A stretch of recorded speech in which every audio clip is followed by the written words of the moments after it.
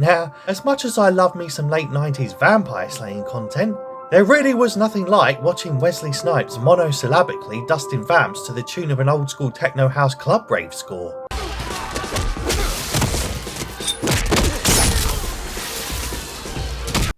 Which leads us to a very simple question. What's actually better than a black vampire hunter? Answer: 2 black vampire hunters. So welcome to Day Shift, the latest Netflix offering from the makers of Army of the Dead, and basically every Hollywood stunt film you've ever seen for the past few years. Finally, here we have a film that completely surpasses the lazy Marvel crap, with this movie at least trying to hold our attention whilst this budget Denzel Washington decapitates a vampire for the 500th time. And in this video, I'm going to lay out the reasons why this Day Shift flick is 10 times better than the first Blade movie. And now that's what I call a hot take. But just in case you haven't seen this masterpiece yet, here's a 2-minute plot synopsis to get you up to speed. So an excommunicated vampire hunter called Bud Jablonski hunts vampires and tries to flog their teeth on the black market. But it turns out the low-level vamps he's busting ain't worth shite. And then his fine-ass wife with a fine-ass batty says she's selling the house and moving his daughter to Florida in a week unless he can come up with a few grand to keep him there. And yes, she is written like a predatory landlord extorting his own frigging kid. But anyway, Snoop Doggy Dog in a cowboy hat gets him back in with a union, which is like a budget Continental from those wicked Jonathan Wick movies. But the condition is he has to be escorted in the field at all times by James Franco's little bro. And so the next hour of the flick is filled with inane vampire killing and James Franco's little bro wetting himself multiple times for cheap laughs.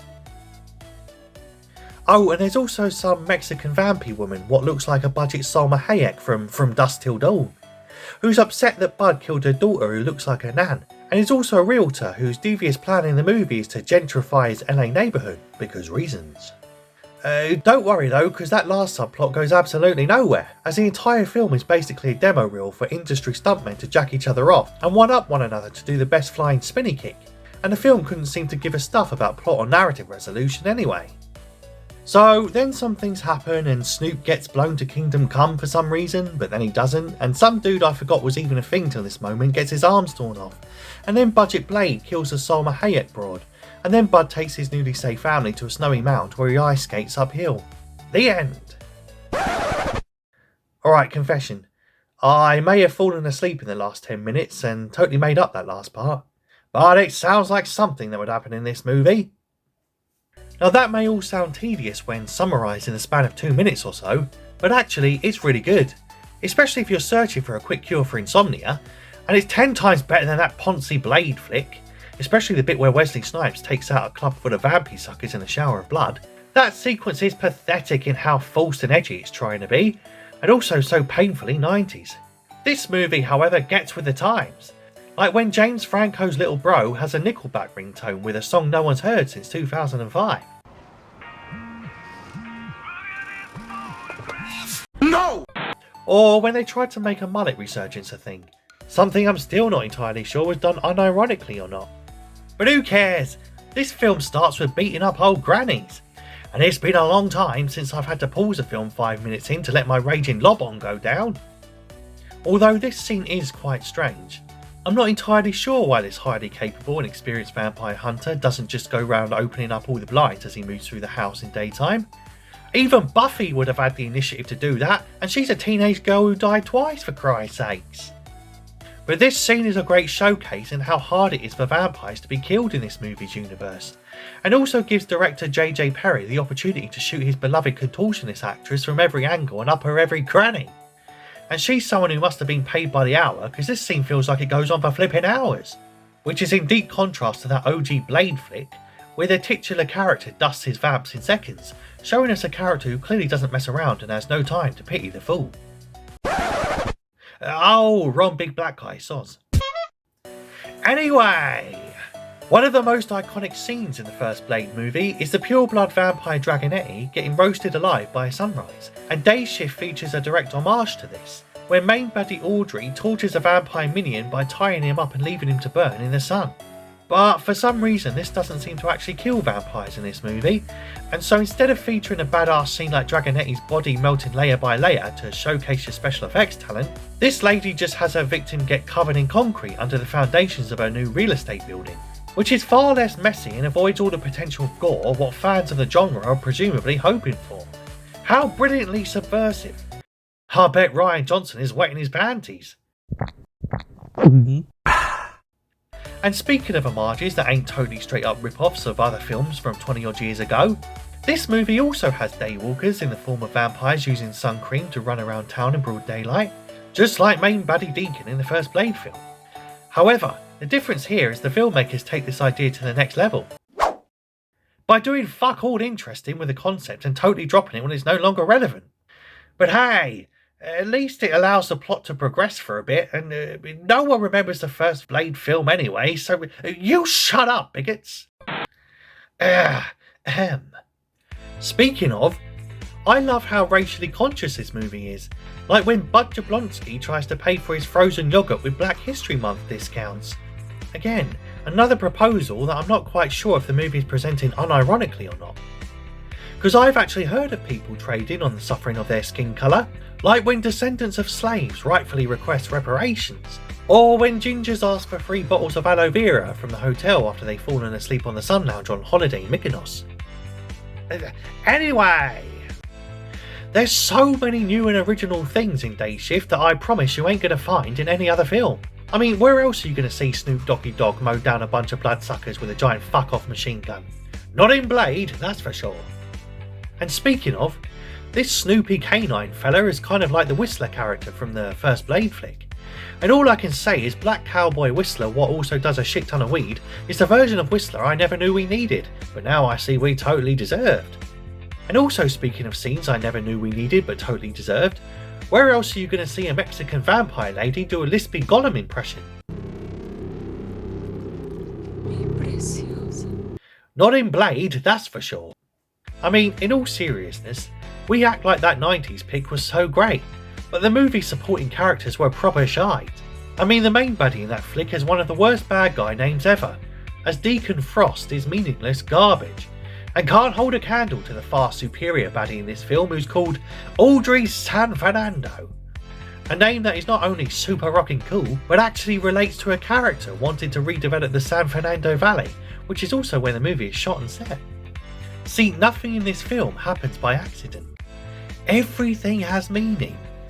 Like when James Franco's little bro is introduced moaning about his yogurt getting eaten every day by his work colleague, yet main character Bud is featured pouring out a ton of yogurt in the opening act.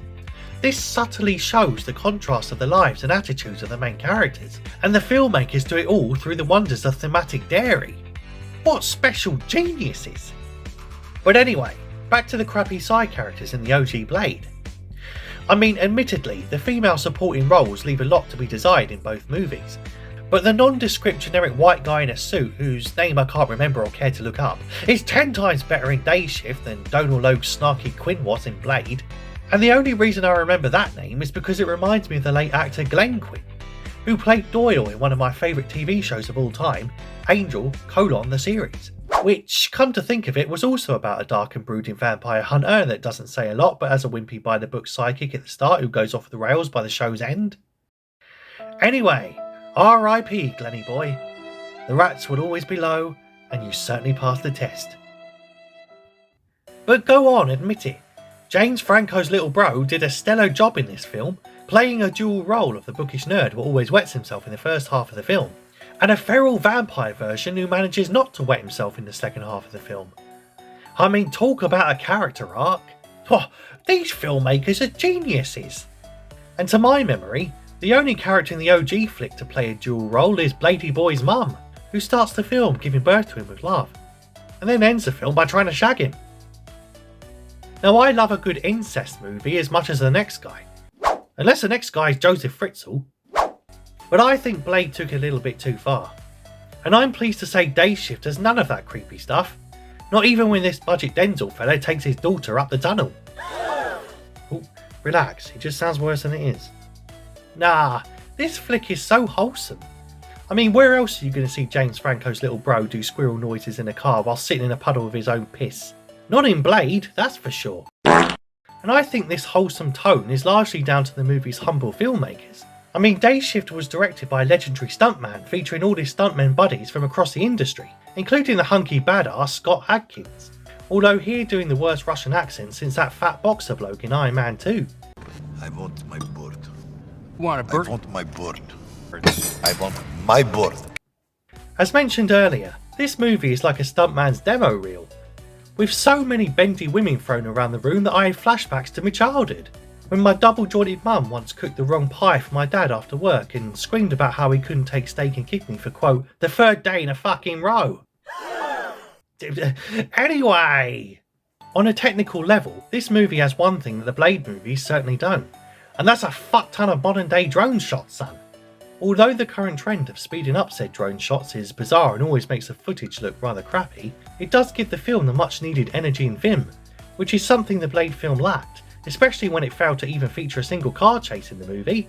I mean, what kind of action flick doesn't feature a single car chase? Liberties! I think this is because the director learned from his past experience, given JJ Perry actually worked on Blade back in the day doing stunts, although presumably not for the lead role. Unless it was somehow cool to do ratchet pulls in blackface back in the 90s. And just to digress for a second, there's also a fascinating motif running through this flick, with characters constantly ripping off vampires' arms for some reason. Perhaps this is simply a visual gag to render the vamps harmless by physically making them armless, but honestly I think it's just another homage to that running gag in the OG film, where Quinn keeps getting his hand chopped off every time he confronts the badass Daywalker. And it's also interesting how the movie's final battle features the hero confronting the villain in an ancient sacred temple, and includes the death of a vampire character via decapitation with a handy zip wire gadget. But again, this is an homage, and totally not a straight up rip-off by the same guy what worked on the original movie, stealing old ideas for his very first debut feature. Of course not. You're just a conspiracy theorist. Bigot.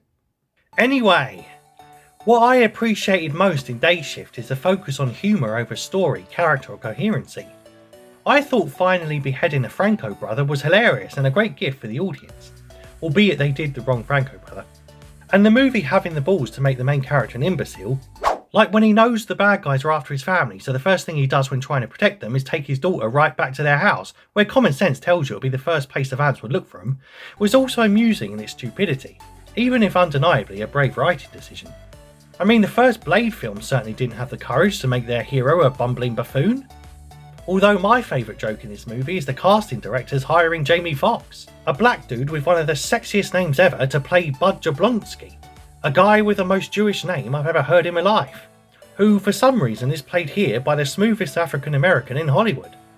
And speaking of slick and smooth chocolate geezers, who knew Black Whistler could be so funny? This Snoopy mongrel bloke is the MVP of the movie in my opinion, and for some reason is totally indestructible. Probably on account of being an iconic pot-headed rap star, IRL.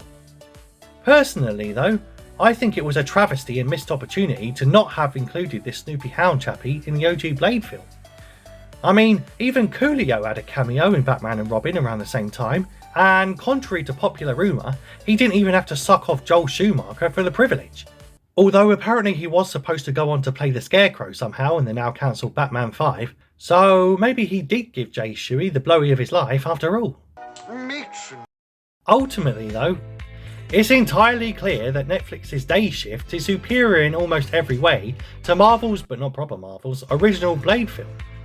From the comedy, characters, stunts and story, this film has everything you want in a vampire hunting movie, including 80s mullet throwbacks and absolutely no female vamps getting their jabblies out. Aww. Score one for feminism, boys! I mean, everyone has gone mad for this movie, and look, even the critics agree. Although some reviews have called this movie repetitive, alluding to the constant running gag of James Franco's little bro constantly wetting himself in the face of danger, which I think is unfair. I mean, after all, what's better than a pee pads gag? Answer: 2 pee pads gags! Blade didn't even feature one. Yep, there's just no contest between Day Shift and Blade.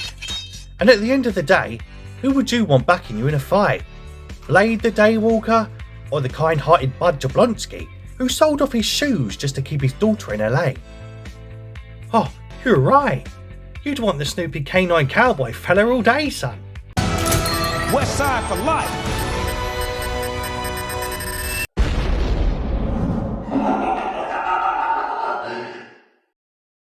Now, if you like it, you press the like it.